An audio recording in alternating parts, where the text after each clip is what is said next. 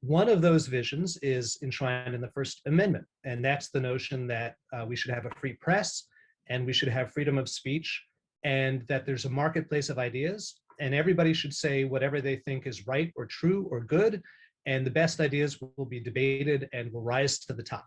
The other side of the argument. In order to have a functional democracy, you need people to be informed so that they can vote and make deliberative decisions together and figure out what kind of a society they want.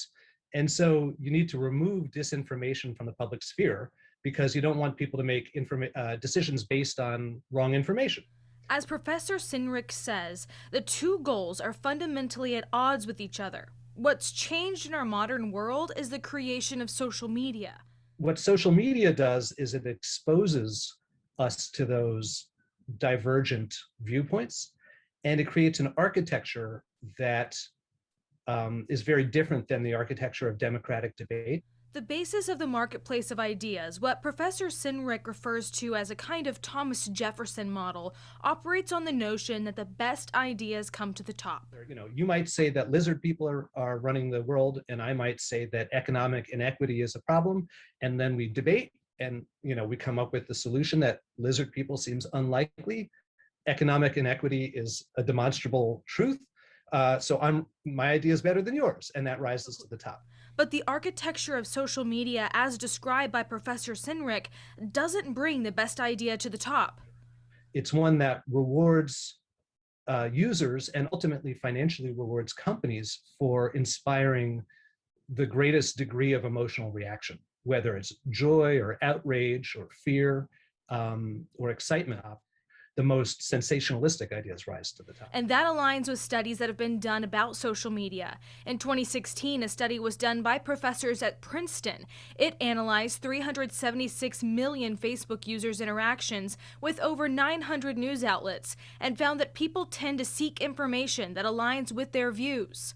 So with so much power and sway in our social systems, where does the responsibility fall to regulate misinformation, if it should be regulated at all? Is it on the consumer or is it on the platform? One of the key questions that the courts keep coming back to over and over again is, does the First Amendment prohibit private companies from regulating the speech that takes place on their communications platforms?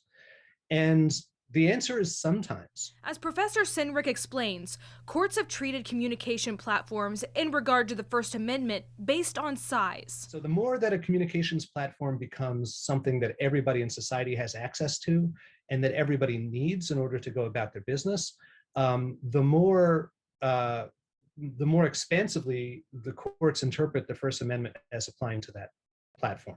The question then becomes, is Facebook, YouTube, and other social media platforms more like the postal service or telephone system, a publicly accessed good that everyone has access to and needs? In which case, First Amendment limitations on censorship would apply more strongly to it. Or is Facebook more like a gym or movie theater where like a private entity owns it and invites you into it? Right now, social media platforms are allowed to remove content, as we've seen with the removal of the Dove's videos. It's allowed to do so because it's considered a private company, but that distinction is also being debated in court. So that's why you have justices like Clarence Thomas basically arguing that it's more like a public good and they should not have the power to censor, whereas you have other thinkers saying that it's still private. There's competition. Justice Thomas's statements issued on April 5th regarding a case about former President Trump blocking critics on Twitter was thrown out. Justice Thomas calling it moot since the former president is no longer in office.